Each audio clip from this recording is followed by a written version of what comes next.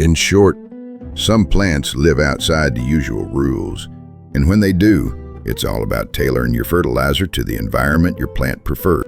Welcome to That Was Helpful. Healthy plants need more than sunlight and water. They rely on a balance of nutrients, both macro and macronutrients, to grow, bloom, and thrive. When one of those nutrients is missing, your plants will tell you. Today, we're breaking down the most common nutrient deficiencies, what they look like, and how to correct them. But here's the key. The pH of your soil controls how well these nutrients are absorbed. Now here's something important, because it can get confusing.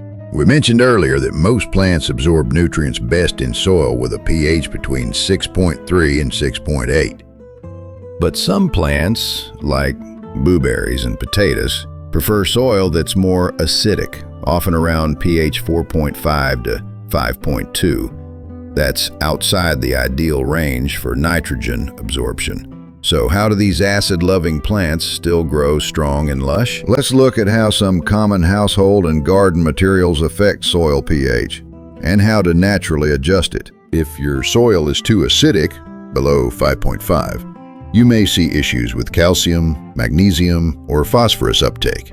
Here's how to raise the pH naturally. Baking soda, sodium bicarbonate, has a pH of around 8.2. A small amount in water can neutralize excess acidity, but use with caution as salt can build up. Agricultural lime, made from crushed limestone, this is one of the most effective long-term pH raisers. Use dolomitic lime if you also need magnesium. Wood ash, rich in calcium carbonate with a pH of 10 to 11. Raises soil pH quickly, but can be harsh. Use in moderation. Eggshell water, mildly alkaline.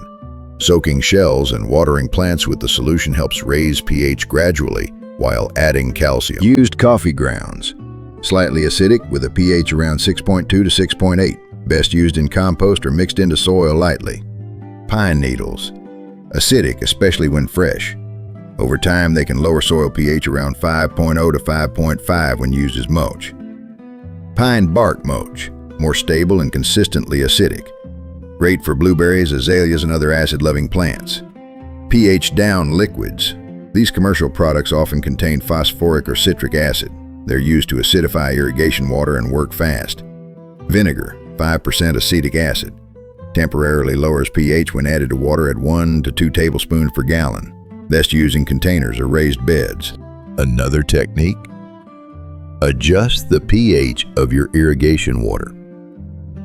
If your tap water is too alkaline, use pH down to target 6.5 for most vegetables or around 5.5 for acid-loving plants like blueberries or hydrangeas. Regular pH-balanced watering will gently guide the root zone in the right direction without shocking the plant. Silica, silicon dioxide, isn't always labeled as essential, but it plays a powerful behind-the-scenes role in helping plants absorb nutrients more effectively, even when soil pH isn't ideal. Here's what it does.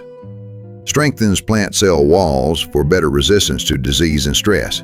Buffers the soil, making nutrients like iron, zinc, and phosphorus easier to absorb.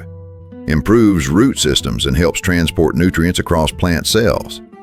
Extends the effective pH range, allowing plants to thrive even when soil is too acidic or alkaline.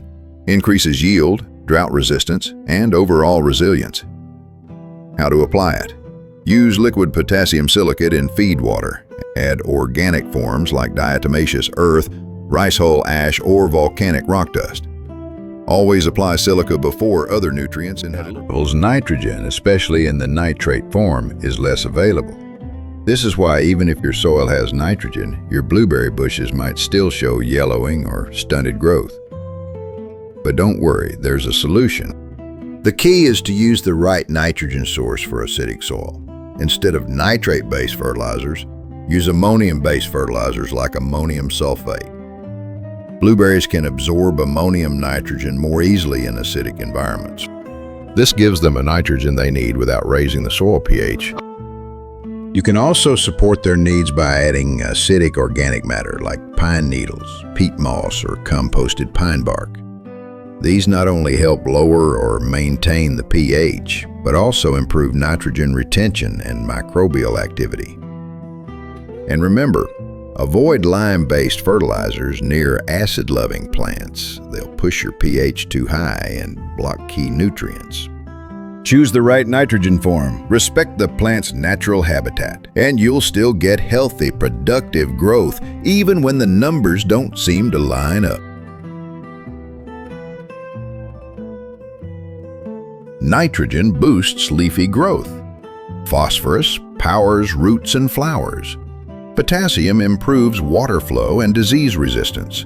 Calcium strengthens cells and prevents fruit issues.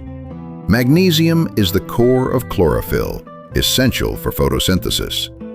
Sulfur builds protein and enhances flavor. These are the building blocks of plant health. If your plants are turning pale or yellow, especially from the bottom up, they may be nitrogen deficient. You'll notice stunted growth and a lack of vibrancy. Nitrogen is vital for leaf and stem development, and it's key to chlorophyll production.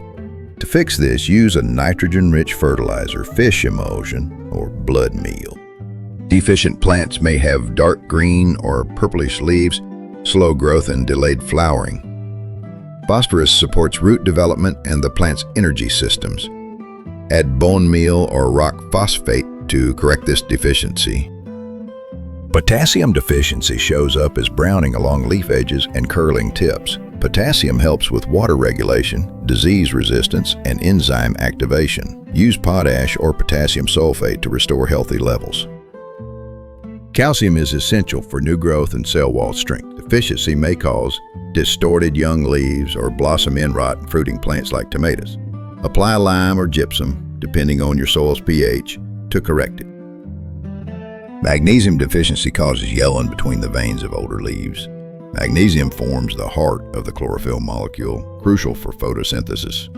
Add Epsom salts or magnesium sulfate for fast correction. Lastly, sulfur. Deficiency causes yellowing in young leaves, similar to nitrogen but affects the top of the plant. Sulfur supports protein synthesis and flavor development in herbs. Fix it with compost, manure, or sulfate-based fertilizers. Now let's talk micronutrients. These are needed in much smaller amounts, but their role is just as critical. A shortage of any one can throw your entire garden off balance. Iron deficiency shows up as interveinal chlorosis on new growth, yellow leaves with green veins. It's common in high pH soils. Use chelated iron, or lower the pH to improve absorption. Manganese symptoms look similar to iron, but include tiny brown spots or holes. Apply manganese sulfate or foliar sprays to restore balance. Zinc deficiency leads to shortened stems, small leaves, and leaf twisting. Zinc helps regulate plant hormones. Use zinc sulfate or a trace mineral mix to recover growth. Copper deficiency causes wilting and pale new leaves that may die back. Copper is essential for enzyme activity and lignin production. Apply copper sprays or enrich your compost. Boron affects flower and fruit development. Look for cracked stems and malformed fruit. Use borax or a boron supplement sparingly. Too much can be toxic. Molybdenum is needed for nitrogen processing in the plant. A deficiency mimics nitrogen issues but often affects legumes first.